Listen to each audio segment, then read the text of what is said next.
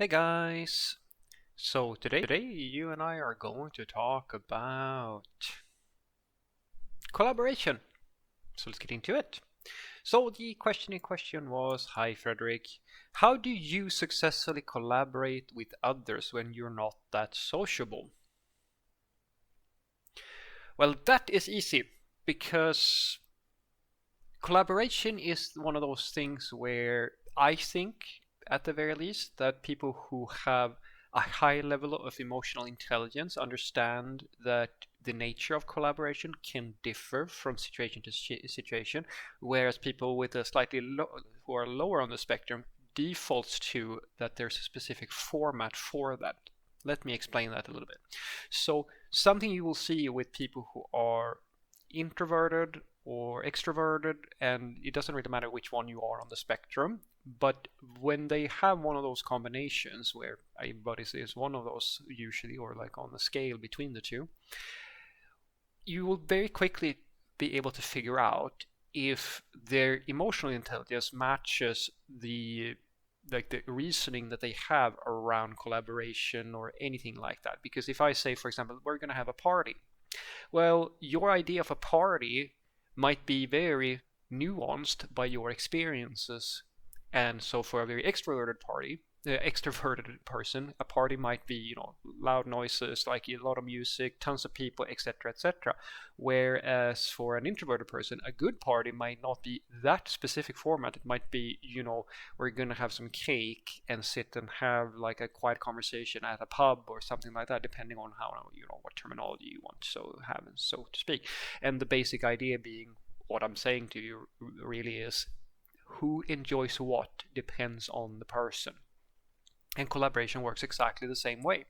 So if you are not that sociable, then for example, a person who wants to collaborate who is very sociable might prefer formats that require things such as, say, pair programming, mob coding, etc., etc. And if that is what you're thinking, because basically I'm deriving a little bit here, because if you're putting in that you are not sociable, that indicates to me, as I was saying, that you have an idea of what collaboration looks like, and depending on what your idea is, you might be right or you might be wrong. And what I'm trying to tell you is that collaboration doesn't have to have a specific format, apart from obviously that you are communicating with another individual.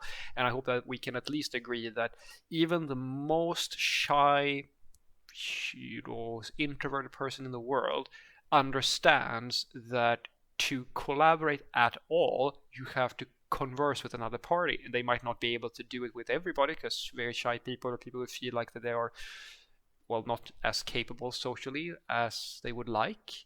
What they usually will agree to is that, at the very least, that there are some people are easier to talk to and some people are harder to talk to.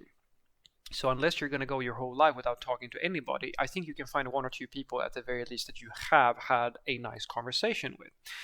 And that is what I suggest that you do.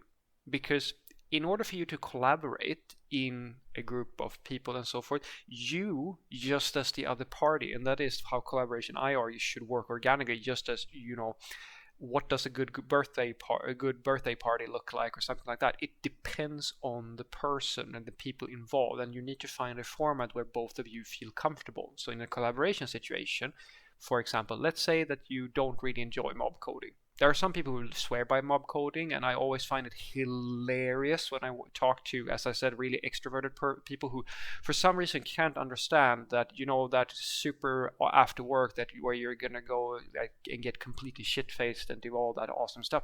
There are some people who would go, no, actually, I would just want to read a book instead. And for them, it's completely unimaginable that is the case, because clearly we're going to go and do this awesome thing. And that's the thing that I argue is true social intelligence, to understand that the the things people enjoy and how to structure things in a way that everybody enjoys it, that is a talent, or like a skill. It's a skill to learn how to make everybody comfortable regardless of who they are.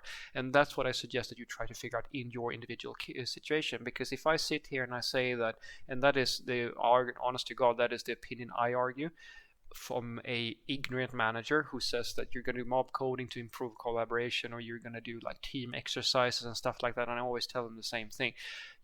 It doesn't matter if you're in the office or if you're not in the office, because depending on the people, you might have the exact situation, same situation, regardless of if you are close by proximity or whatever situation you might have. I have some of my I love to reference the MMORPG and like online gaming in communities. I know for a fact, because I was one of those people, I got to know people that I consider lifelong friends without ever knowing what they looked like, and I talked to them every single day for 7 years. And I have co-workers that I sat next to for a few years. I barely know the first thing about them because we never conversed. Distance is usually not the thing. It is about the format.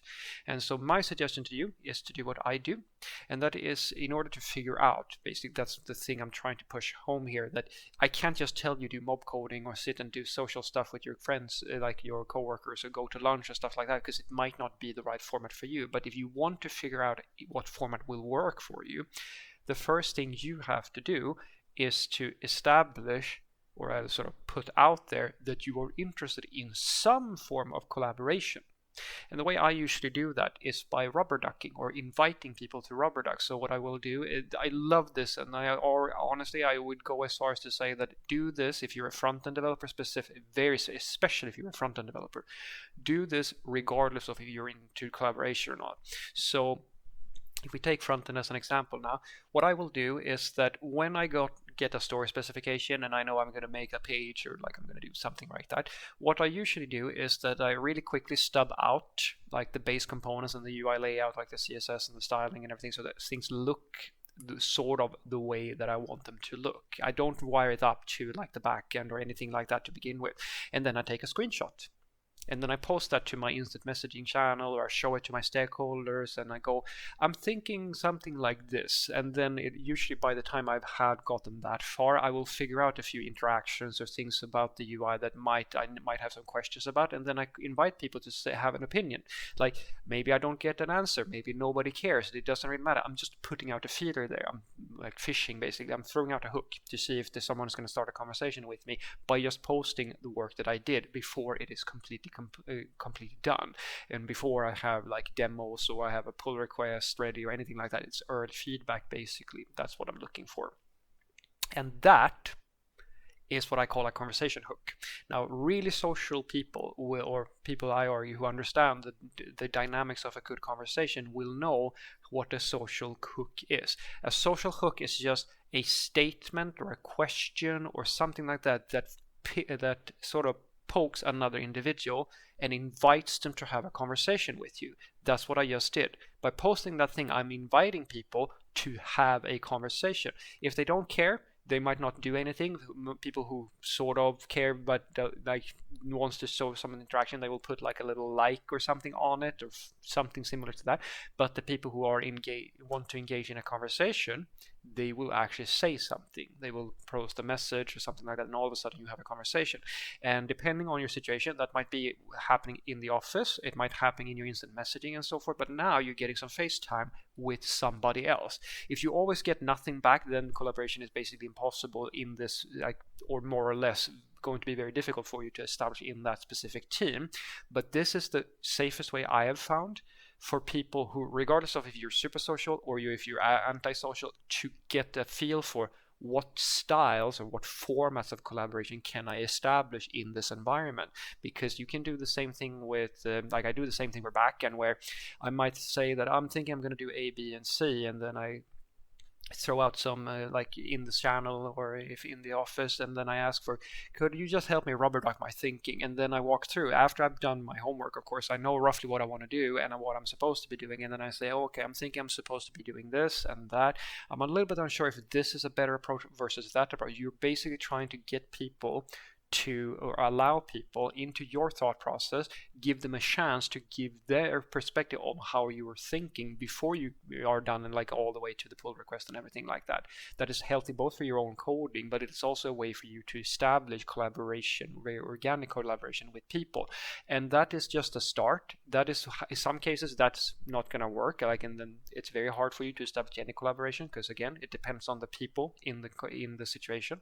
But in many cases, you find that that's the perfect sweet spot for you. Or maybe that leads for you to say, hey, maybe we do some pair programming so I can show you my idea, and all of a sudden you sort of let things grow and they snowball on you, and before you know it, this becomes something very normal, and maybe you even do mob coding or like whatever collaboration you're doing, right?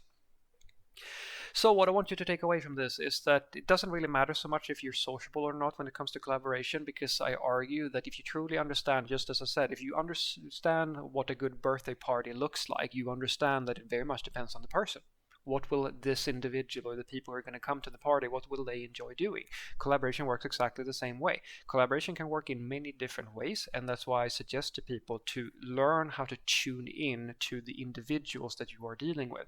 The easiest way to do that is usually a very harmless suggestion, or like a request for early feedback or something like that, where you showcase your own thoughts, invite people, and you just basically, I do this all the time, guys. I literally just say something in the channel, what I'm thinking, and if I get nothing back, okay, then I'm just going to continue doing my work. If I get something back, all of a sudden now I have some FaceTime with one of my coworkers, and this is how an organic social interaction starts. It's the same thing you did in school and so forth, guys. Like, how do you get friends?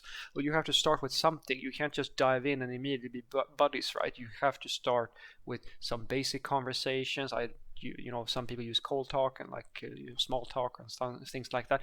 This is my suggestion for you when it comes to specifically work related things, because if you do this, you very quickly get to see if you get, as I said, you throw out a social, like a conversation hook or a social hook, and see if you get something, like if you catch some person's interest with the thing that you're talking about, and from that you can build and go into deeper collaborations if you're interested in that. Have a great day.